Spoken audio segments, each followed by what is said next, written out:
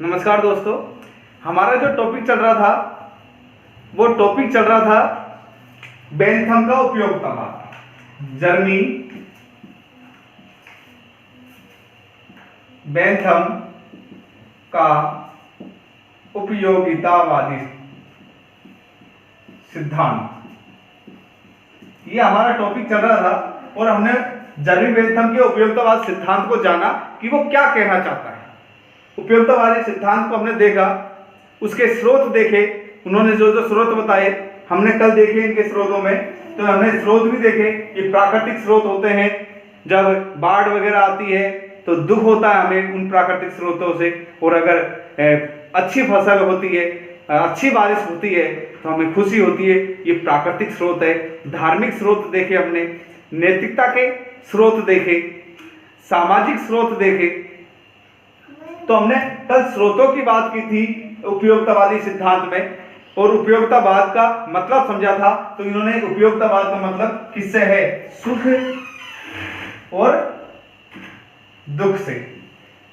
वो क्या कहते हैं उपयोगितावाद के संदर्भ में जर्मी बेंथम, जो हमने देखा था कल, तो उसके अकॉर्डिंग वो ये कहते हैं कि किसी भी कार्य में को करने से हमें सुख प्राप्त होता है तो वह हमारे लिए उचित है और उपयोगी है, और अगर किसी कार्य को करने से हमें दुख प्राप्त होता है तो वह हमारे लिए अनुचित है और अनुपयोगी है। यही है उपयोगितावादी सिद्धांत। और कौन सा कार्य हमें कितना सुख देता है, क्या क्या है, सुख और दुख के प्रकारों पर हम आज बात करने वाले हैं। तो हम आज बात करेंगे सुख और दुख के भेद। आज हमारा सेकंड नंबर का टॉपिक है। कल फर्स्ट नंबर का हमने इनके स्रोत जाने थे उपयोगितावादी सिद्धांत के अंतर्गत, सुख और दुख के स्रोत जाने थे। आज हम देखेंगे सुख और दुख के भेद। सुख व दुख के भेद की चर्चा करते हैं। तो क्या कहते हैं सुख और दुख के संदर्भ में? तो वो कहते हैं कि दो प्रकार के सुख और दुख होते हैं। वो होते हैं सामान्य और जटिल। सामान्य और जटिल, ये दो प्रकार के क्या होते हैं? सुख और दुख होते हैं। कौन कौन से? एक तो सामान्य होते हैं और एक जटिल होते हैं। अब सामान्य की अगर हम बात करते हैं तो सामान्य के लिए क्या कहता है जर्मी बेंथम? जर्मी बेंथम ये कहता है कि सामान्य 14 प्रकार के सुखों की बात करता है और 12 प्रकार के दुखों की बात करता है। सामान्य में कितने प्रकार के? 14 प्रकार के और 12 प्रकार के। 14 प्रकार के तो क्या है? सुख है, और 12 प्रकार के क्या है? दुख है। ठीक है, तो सुख और दुख के भेद कितने बताता है? 2, सामान्य और जटिल। 14 प्रकार के सुख बताए और 12 प्रकार के दुखों की बात की है। और जटिल के अंदर वो क्या कहता है कि इन सामान्य सुख और दुख जब एक दूसरे के सुख और दुख से मिल जाते हैं तो वो जटिल सुख और दुख बन जाते हैं। तो हम एक एक करके हमको देखते हैं इनको। पहले हम सामान्य सुख की बात करते हैं। सामान्य सुख देखिए, सामान्य सुख कौन कौन से हैं? वो 14 प्रकार बताते हैं। हम कुछ प्रकारों को देख लेते हैं, यहां पर 2, 4, 5 प्रकार देख लेते हैं कौन कौन से, समझ में आ जाएगा आपके। जैसे इंद्रिय सुख। कौन सा? इंद्रिय सुख। अर्थात इंद्रिय सुख कौन सा होता है? अगर आपको आपकी इंद्रियों के द्वारा कोई सुख प्रदान होता है। आपके 5 इंद्रियां हैं, 5 कर्म इंद्रियां मानी गई है। इन 5 कर्म इंद्रियों के द्वारा आपको अगर कोई सुख प्रदान होता है, सुख मिलता है, तो वो इंद्रिय सुख कहलाता है। तो वो कौन सा कहलाता है? इंद्रिय सुख कहलाता है। इसके अलावा संपत्ति का सुख दूसरा बात है कि संपत्ति के सुख की बात करता है। संपत्ति का सुख, संपत्ति के द्वारा प्राप्त सुख आपको संपत्ति का ऐश्वर्य और आराम प्रदान करता है। आप प्रसन्न होते हो अपनी संपत्ति के आधार पर, वो आपको खुशी प्रदान करते हैं, आपको सुख देते हैं। वो संपत्ति आपको सुख देती है, तो वो संपत्ति का सुख हो गया। इसके अलावा आशा, आशा का सुख कैसा होता है? अगर आपको किसी चीज की आशा है तो उसका सुख कैसे होगा? तो आप देखिए, अगर आप कोई अच्छी चीज की आशा करके बैठे हैं, है ना, कि आपको ये लगता है और उससे भी खुशी मिलती है, सिर्फ आशा करने से ही आपको क्या मिल गई, खुशी मिल गई कि हाँ ये होने वाला है, इसकी आपको पूर्ण आशा है, तो उसकी जो खुशी होती है वो ही आपका क्या है, आशा, खुशी है। इसके अलावा संपर्क सुख, संपर्क सुख की बात करें, संपर्क सुख किसी व्यक्ति के मिलने से आपको जब सुख मिलता है, कोई व्यक्ति आपसे मिलता है और उसको मिलने से आपको खुशी महसूस होती है, सुख महसूस होता है, तो उसे संपर्क सुख कहा जाता है। इसके अलावा अगर हम बात करते हैं अन्य सुखों की, तो कल्पना का सुख, अगर हम बात करें किसका, कल्पना का, कल्पना का सुख में क्या कह सकते हैं, जब हमको ये लगता है, हम कल्पना करते हैं और कल्पना जगत में खो जाते हैं और काल्पनिक सुख का आनंद भोगते हैं, वो आपका कल्पना सुख है। जैसे आप कल्पना कर रहे हो, जिस व्यक्ति की शादी नहीं हुई वो कल्पना कर रहा है कि मैं दूल्हा बन गया, घोड़ी पे बैठा हूं, तो उसको क्या प्राप्त होगा, सुख प्राप्त होगा कि नहीं होगा। तो कल्पना मात्र से प्राप्त सुख कैसा सुख कहलाता है, कल्पना सुख कहलाता है ना। इसके अलावा स्मृति सुख, स्मृति सुख मतलब हम पुरानी चीजों को याद करके खुश होते हैं, अरे वो कितना अच्छा समय था हमारा, हम दोस्त थे, एक साथ बैठा करते थे, एक साथ घूमा करते थे, ये मैंने मेडल जीता था, ये मैंने कुश्ती जीती थी, ये क्रिकेट मैच मैंने इन छक्कों से जिताया। तो वो स्मृति, हमारी याददाश्त की जो खुशी है कि हम पुरानी चीजों को याद करके जो खुशी का अनुभव करते हैं, वो आपकी स्मृति सुख के अंदर आता है। इसी प्रकार धार्मिक सुख की बात करते हैं, किसी धार्मिक कार्य को करने से आपको जो सुख प्रदान मिलता है, किसी कृत्य, धार्मिक कृत्य को करने से सुख और आनंद की प्राप्ति होती है। जैसे भजन चल रहे हैं और भजन आप में मंत्र मुग्ध होकर आनंद प्राप्त कर रहे हो, सुख प्राप्त कर रहे हो, तो वो आपका आनंद का सुख हो गया, वो धार्मिक सुख हो गया आपका। मित्रता सुख, अगर हमें अच्छे मित्र हमारे पास हैं तो हम कह सकते हैं मित्रों का भी हमें मित्रता सुख।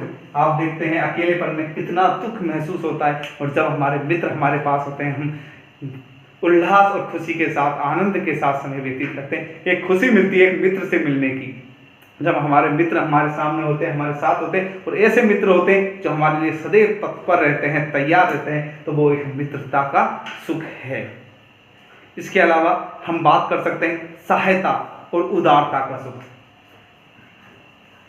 सहायता का सुख, किसी की सहायता करके भी हमें क्या प्राप्त होता है, सुख प्रदान प्राप्त होता है कि नहीं होता। हमने किसी की हेल्प की और उससे हमें अगर खुशी मिलती है, तो वो आपका सहायता का सुख है। उदारता का सुख, हम ऐसे उदार हैं, हम किसी की उदारता के साथ दुश्मन को भी गला लगाते, उसमें भी अगर हमें खुशी मिलती है, तो वो भी उदारता का सुख हुआ। इस तरह सुखों के 14 प्रकार बताए हैं, जिसमें हम बात करते हैं इंद्रिय सुख की, हम संपत्ति सुख की, हम उदारता सुख की बात करें, हम आशा के सुख की बात करें, हम संपर्क के सुख की बात करें, हम कुशलता के सुख की बात करें, हम निरोगी हैं, पूर्णतः स्वस्थ हैं, कुशल हैं, तो वो भी एक हमारा क्या है, सुख है। पहला सुख निरोगी का है, ये कहा कि नहीं गया, तो वो भी एक क्या है, कुशलता भी एक सुख है। तो उसको भी सुख की श्रेणी में रखा गया है, तो हम कह सकते हैं कुशलता का सुख या स्वास्थ्य का सुख, कुशलता का सुख। तो इस तरह सुखों के 14 प्रकार हमने देखे। अगर हम बात करते हैं तो 14 प्रकार तो मैं लिख ही चुका हूं, तो ये प्रकार है सुखों के। आपको 14 के 14 याद करने की जरूरत नहीं है, लेकिन जितना याद हो जाए वो ज्यादा बेटर है। इसके अलावा अब हम दुखों की बात कर लेते हैं कि ये तो सामान्य सुख है, अब सामान्य दुख कौन कौन से हैं। सामान्य सुख होते हैं तो सामान्य दुख भी होते हैं।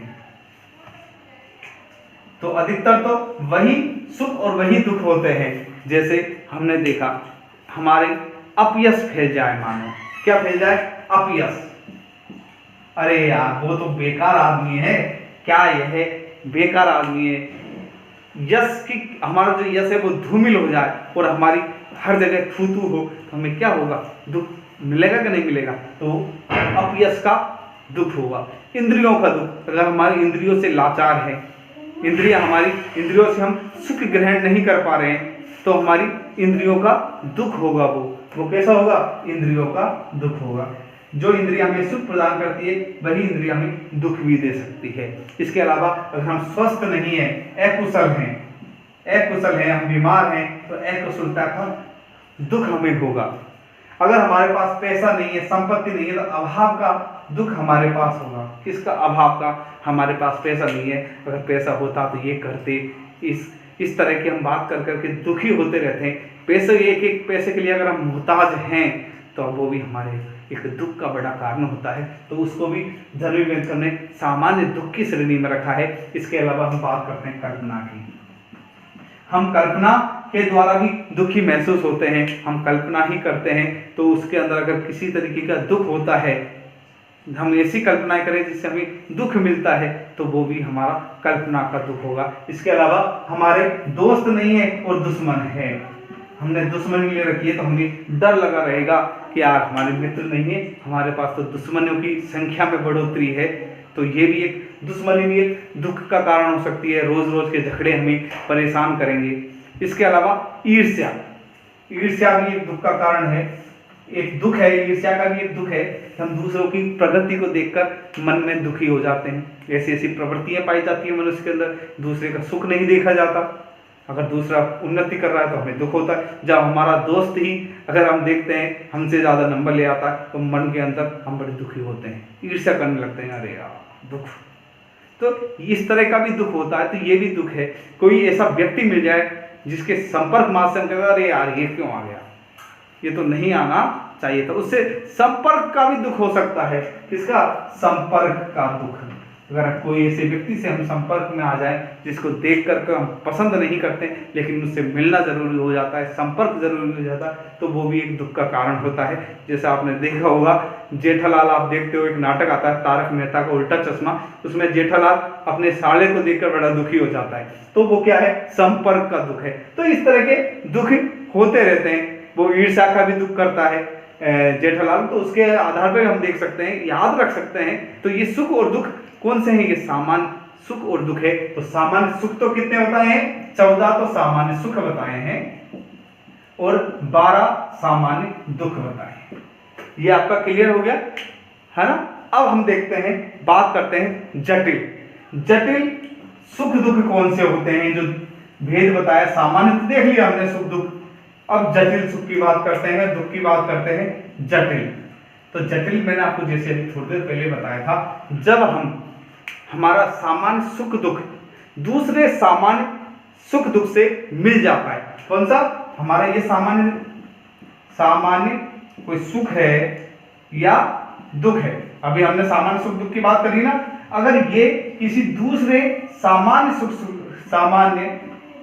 सुख और दुख से मिल जाए तो हमारे जटिल सुख दुख हो जाएंगे। क्या हो जाएंगे? सुख दुख हो जाएंगे। जैसे सामान्य आपका कोई दुख है ईर्ष्या का, और साथ में दुश्मनी भी हो उससे, तो मिल गए कि नहीं मिल गए दो, तो वो कौन सा हो गया? जटिल सुख दुख। ईर्ष्या भी है और दुश्मनी, दो दुख हमें एक साथ मिल रहे उससे, तो क्या हो गया? ये जटिल सुख दुख हो गया। तो समझ में आ गए सुख दुख के प्रकार कौन कौन से? दो, सामान्य और जटिल। सामान्य हमने देखा और जटिल भी हमने देखा। हमने सामान्य और जटिल दोनों की बात की। अब हम बात करते हैं प्रसन्नता का। एक परिमापक बताया है इन्होंने, प्रसन्नता की बात की है कि प्रसन्नता को किस तरह मापा जा सकता है। तो इन्होंने क्या कहा है? हम तीसरे पॉइंट की तरफ चल रहे हैं, पर उसकी बात कर लेते हैं तीसरे पॉइंट की। तो क्या कहते हैं तीसरे पॉइंट में? ये कहते हैं कि प्रसन्नता का क्या होता है? एक मापक होता है प्रसन्नता का परिमापक। क्या बताया? एक आनंद मापनी बताइए, आनंद मापनी। अब क्या है ये आनंद मापनी? इसकी बात करते हैं हम। तो एक आनंद मापनी, एक आनंद मापक पद्धति के द्वारा हम हमारी प्रसन्नता का परिमापक कर सकते हैं कि हम प्रसन्न है, किसी कार्य करने से हमको प्रसन्नता मिलती है या दुख मिलता है। हम प्रसन्न है या दुखी है, उसको किससे मापा जा सकता है? आनंद मापनी से मापा जा सकता है। तो इसके आधार पर ये कह रहा है कि एक मात्रात्मक सुख की बात करता है कि सुख की एक मात्रा होती है और उसको मापा जा सकता है। और कैसे मापेंगे? वो कह रहा है कि समस्त सुख समस्त सुख है उसके समस्त मूल्य, समस्त सुख के समस्त मूल्यों में से, समस्त सुख के समस्त मूल्यों में से माइनस कर दो समस्त दुख के समस्त मूल्य। अर्थात समस्त सुख में से समस्त दुख को अगर हम उनके मूल्यों को माइनस कर देंगे तो माइनस प्लस में जो भी बचेगा, अगर दुख बचा तो उस कार्य से हमें दुख प्राप्त होता है, अगर सुख बचा तो हम सुखी हैं। इस तरह मापा जा सकता है। इस तरह हम अलग अलग समस्त सुख और समस्त मूल्यों को, समस्त दुख और समस्त मूल्यों को अलग अलग माप सकते हैं। किसी कार्य करने से हमको कितना तो सुख मिल रहा है, कितना दुख मिल रहा है। भाई जैसे अगर आपने मापा कि मुझे क्या करनी पड़ रही है, कोई शादी करनी पड़ रही है, अब शादी काली लड़की से करनी पड़ रही है लेकिन वो नौकरी वाली है, तो सुख कितना मिल रहा है उसको, उससे हमको, लेकिन दुख कितना हो रहा है, उनके मूल्यों के आधार पर, उनकी मात्रा के आधार पर क्या किया जा सकता है, इनको मापा जा सकता है। और सरकार ये क्यों कहता है ये मापनी, ये तो मैंने एक साधारण सा उदाहरण आपके दिमाग में ये चीज याद रह जाए उसको आधार पर बताया, लेकिन इसने जो सुख और दुख के जो 14 बताए हम उन्हीं के आधार पर उन चीजों की बात करेंगे। अब देखिए सरकार अपने जितने भी कार्य हैं, अगर वो कोई कानून बनाती है तो कानून के आधार पर देखें उससे कितने लोगों को तो दुख मिल रहा है और उस कानून से कितने लोगों को सुख मिल रहा है, उसके मूल्य कितने, मूल्य उनके समस्त मूल्यों को और उसके समस्त सुखों के समस्त मूल्यों को, दोनों को कंपैरिजन करके वो बता सकती है कि सरकार का कानून अच्छा है या बुरा है, सुख प्रदान करने वाला है या दुख प्रदान करने वाला है। और सरकार को इसी तरह मापन करते हुए अपना कार्य करना चाहिए। तो ये प्रसन्नता का एक परिमापक होता है, उसका नाम है आनंद मापनी। ये समझ में आ गया आनंद मापनी आपके। अगर हम बात करते हैं अब नेक्स्ट पॉइंट की, चौथे पॉइंट की बात कर लेते हैं। फोर्थ पॉइंट कौन सा है, देखिए फोर्थ पॉइंट की बात करते हैं। फोर्थ पॉइंट क्या है, सुख दुख के माप को तोला जा सकता है, गिनती की जा सकती है। क्या कह रहा है ये, सुख दुख के माप को तोला या गिनती की जा सकती है। क्या किया जा सकता है, माप तोल गिनती की जा सकती है। किसके आधार पर, कसौटी के आधार पर, कसौटी पर। एक कसौटी बताता है, इन कसौटी के आधार पर सुख और दुख को मापा जा सकता है, तोला जा सकता है और इनकी गिनती की जा सकती है। अब वो सुख और दुख और माप को किन कसौटियों के आधार पर तोलता है, तो पहले ही हम बात करते हैं इसमें, इसके पॉइंटों को लिख लो आप, याद रखना। तीव्रता, एक तो क्या है, तीव्रता, ठीक है। दूसरा है अवधि, ठीक है, तीव्रता, अवधि। इसके बाद है निश्चितता, निश्चितता या अनिश्चितता, ठीक है। इसके अलावा समीपता, इसके अलावा जनन शक्ति, है ना। इसके अलावा क्या है, जनन शक्ति है और है विशुद्धता। क्या है, विशुद्धता। तो 1 2 3 4 5 और 6, ये तो सामान्य नागरिकों के लिए व्यक्तिगत, ये तो व्यक्तिगत कसौटी है किसी भी सुख और दुख को मापने की। कौन सी है, व्यक्तिगत। और अगर इसमें हम एक और जोड़ दें, क्या, विस्तृतता। क्या जोड़ दें, विस्तृतता। अगर हम इसको और जोड़ देते हैं तो ये संपूर्ण समुदाय के लिए हो जाती है। किसके लिए, संपूर्ण समुदाय के लिए सुख और दुख को मापने की कसौटी हो जाती है। अब इन कसौटियों के आधार पर सुख और दुख को मापा जाता है। अब तीव्रता मतलब उस सुख में कितनी तीव्रता है, हम कोई सुख को देखकर कितनी तेजी से प्रसन्न होते हैं, कितनी मात्रा में खुश होते हैं, वो आती है हमारी तीव्रता की बात है। कि कोई ऐसी खुशी मिली कि हम फूले नहीं समाये। एक तो नॉर्मल खुशी होती है, अरे मेरा मित्र आया हम खुश हुए, और एक आपको ऐसी कोई खुशी मिली, ऐसी कोई आपको सफलता मिली कि आप अपने आप में नहीं रहे, तो वो आपकी तीव्रता की बात है कि आपको कितनी तीव्रता की खुशी है। तो वो तीव्रता की अवधि, कोई खुशी आपके थोड़े समय के लिए रहती है, कोई खुशी आपके लंबे समय के लिए रहती है, तो वो भी एक कसौटी है। इसके अलावा निश्चितता और अनिश्चितता, ये निश्चितता है और अनिश्चितता उस खुशी के बारे में ये भी एक कसौटी का कार्य करती है कि ये निश्चित है या अनिश्चित है, पक्की है या नहीं है। इसके अलावा समीपता, अगर दूर की कोई खुशी मिली है हमें या नजदीक की खुशी मिली, अब ये दूर और नजदीक की खुशी क्या हुई, समीपता। समीपता का मतलब यह है कि कोई खुशी हमारे कितने करीब है। एक तो हमें खुशी मिली है खुद को, एक हमारे दोस्त को कोई खुशी मिली है, उसकी खुशी में भी हम क्या हो रहे हैं, खुश हो रहे हैं। तो उसकी समीपता इस बात पर डिपेंड करती है कि आपसे वो कितने समीप है वो खुशी।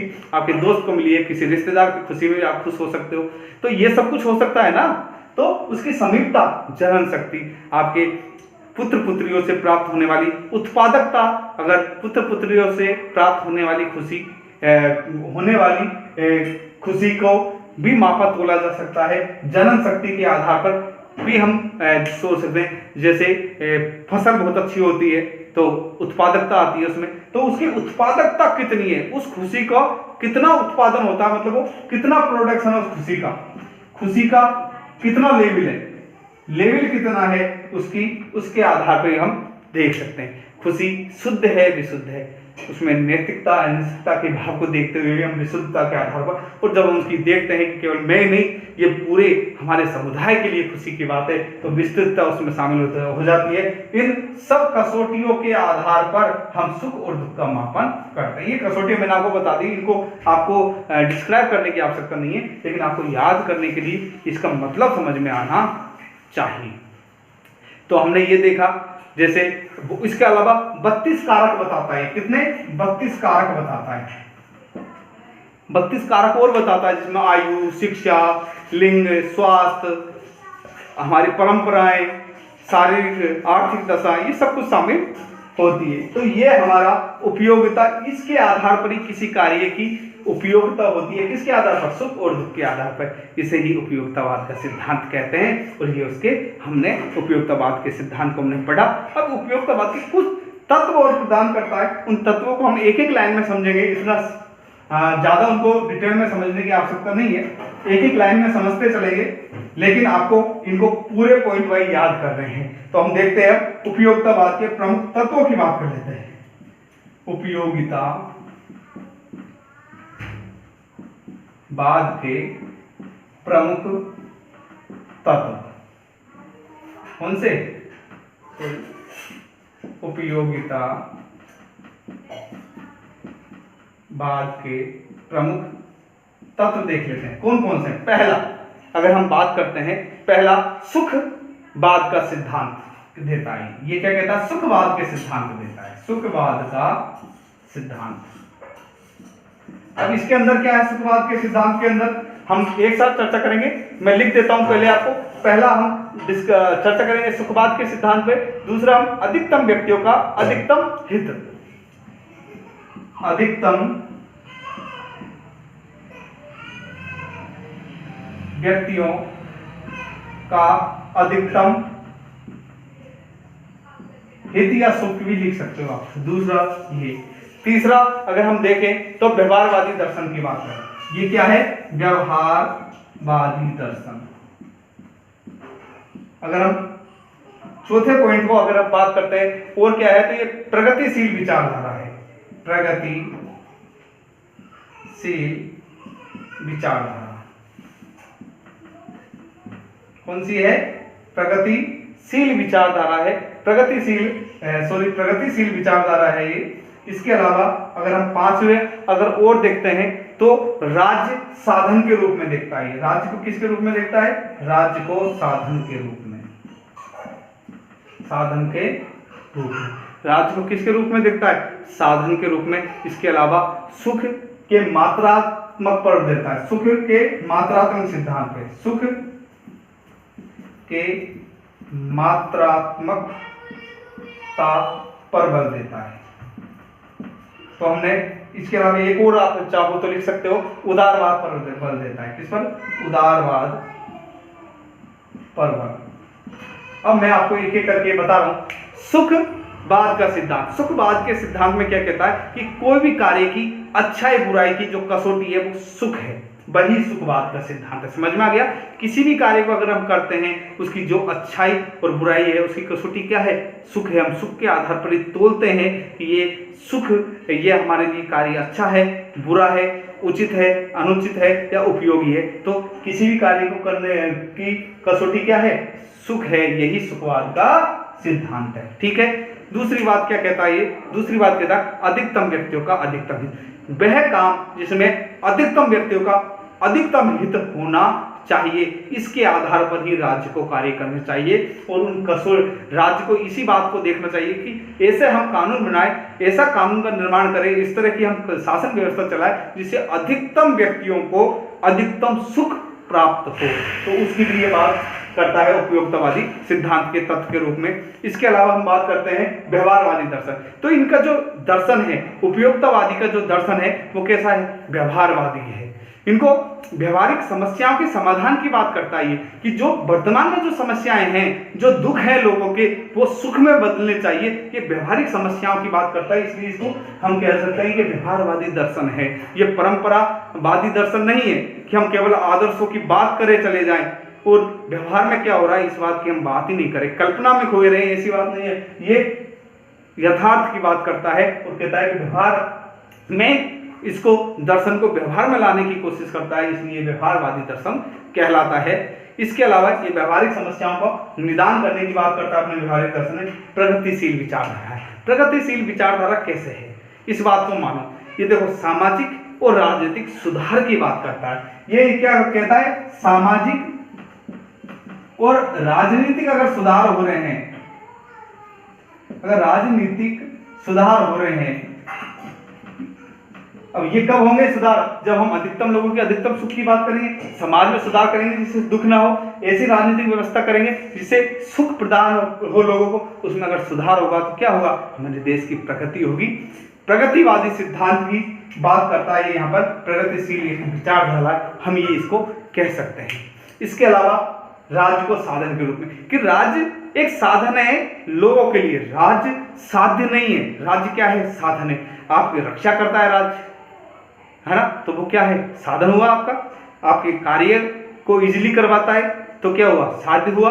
आपके सुख की व्यवस्था करता है, साध्य हुआ। मतलब एक आपके लिए ही वो बना है, आपके लिए ही वो कार्य कर रहा है, तो वो साधन है, साध्य नहीं है। राज्य हमसे बना है, हम राज्य से नहीं है। तो वो क्या कर रहा है कि राज्य साधन के रूप में है।